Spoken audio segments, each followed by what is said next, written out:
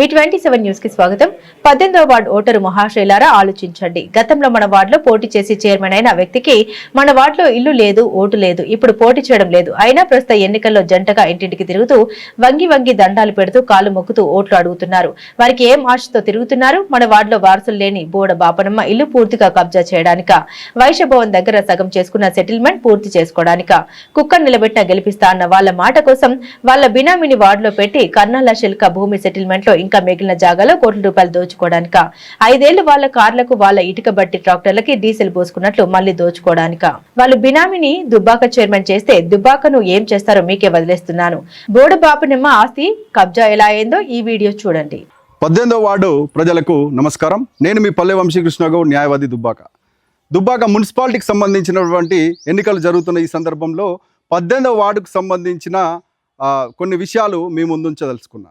ఇదే 18వ వార్డు నుంచి గతంలో కౌన్సిలర్గా గెలిచి చైర్పర్సన్గా అయినటువంటి వ్యక్తి, ఆ వ్యక్తి యొక్క భర్త యొక్క కుంభకోణాల్లో ఒక కుంభకోణాన్ని ఈరోజు మీ ముందుంచదలుచుకున్నా.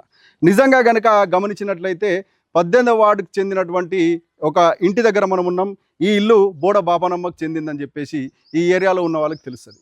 ఏదైతే మన చింతా చంద్రమౌళి కిరాణా షాప్ నల్ల శ్రీనివాసు ఇంటి పక్కన ఉన్నటువంటి గల్లీలో ఉన్నటువంటి ఈ ఇంటికి సంబంధించి విషయాలు చాలామందికి తెలిసే ఉంటాయి. అసలు ఏం జరిగింది, బోడ బాపనమ్మ ఎవరు అని మనం ఆలోచించినట్లయితే, ఒక వారసులు లేని వ్యక్తి బోడ బాపనమ్మ. ఆమెకు వారసులు లేకుండా ఉండే పరిస్థితి ఉండే. భర్త కానీ, తల్లి కానీ, తండ్రి కానీ ఎవరు లేని పరిస్థితుల్లో ఆమె ఒక ఒంటరి మహిళగా ఉండేది. సడన్గా ఆమె అనుకోని ప్రమాదంలో మరణించడం జరిగింది. ఆ మరణించిన సందర్భంగా ఆ తర్వాత ఉన్నటువంటి ఆస్తుల వివరాలు కనుక మనం గమనించినట్లయితే, ఇదే గల్లీలో ఈ పెద్ద ఇల్లు, వేరే పోర్షన్స్ ఉండేది. మల్లాయపల్లిలో ఒక 3 ఎకరాల పైచిలకు భూమి ఉండేది. అసలు ఏం జరిగింది అని మనం గమనించినట్లయితే, ఈ ఇంటిపైన, ఆ భూమిపైన కన్నేసినటువంటి ఆ నాయకుడు, చైర్పర్సన్ భర్త ఏం చేసిండు అని అంటే, ఈ ఇండ్లిని ఎట్లా కబ్జా చేయాలని చూసిండు.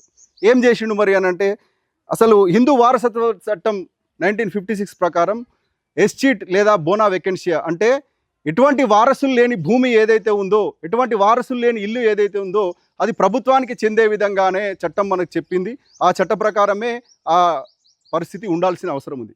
కానీ దానికి విరుద్ధంగా వారసులు కాని వ్యక్తులు ఎవరో చెల్లె అని, లేకపోతే ఎవరో అని చెప్పేసి కొంత ఫేక్ డాక్యుమెంట్స్, ఫేక్ వీలునామాలు ఏం సృష్టించారో ఇంకా బయట పడలే. కానీ వారసత్వం లేని వ్యక్తులు ఈ బోడబాపనమ్మకు సంబంధించిన ఈ ఇంటిని కానీ, ఆ భూమిని కానీ కబ్జా చేసే ప్రయత్నంలో కొంతవరకు సక్సెస్ అయినరు. ఈ ఇంటిని కూడా స్వాధీనం చేసుకునే పరిస్థితిలో ఉన్నారు. ఆ భూమిని అయితే పేర్లు కూడా మారిపోయే ఉంది. హిందూ వారసత్వ చట్టానికి తూట్లు పొడుస్తూ గత కౌన్సిలరు, చైర్పర్సన్ అయినటువంటి ఆ వ్యక్తి యొక్క భర్త చేసినటువంటి ఆగడాలను మనం గమనించాలి. నిజంగా ఇది ఒక 500-600 గజాల స్థలం నిజంగా ప్రభుత్వానికి ఉపయోగపడితే, ప్రభుత్వానికి సంబంధించిన విషయంలో కావచ్చు, ఒక పార్కు నిర్మాణం చేసుకోవచ్చు, లేకపోతే ఒక అంగన్వాడీ భవనం ఉపయోగించుకునే విధంగా నగరం నడిబొడ్డున, అంటే మున్సిపాలిటీ నడిబొడ్డున ఉన్నటువంటి ఇంత విలువైన జాగాను కబ్జా చేసే ప్రయత్నాన్ని అడ్డుకోవాలంటే మీరు దుబ్బాక మున్సిపాలిటీ 18వ వార్డులో కారు గుర్తుకు చెందిన వ్యక్తికి ఓటు వేయకుండా అతన్ని ఓడించినప్పుడు మాత్రమే జరుగుతుంది. లేకపోతే ఇలాంటి ఆగడాలే మళ్ళీ కంటిన్యూ అవుతాయని చెప్పేసి ఈ సందర్భంగా తెలియజేస్తున్నాను. నిజంగా 18వ వార్డు ప్రజలు గమనించాలి.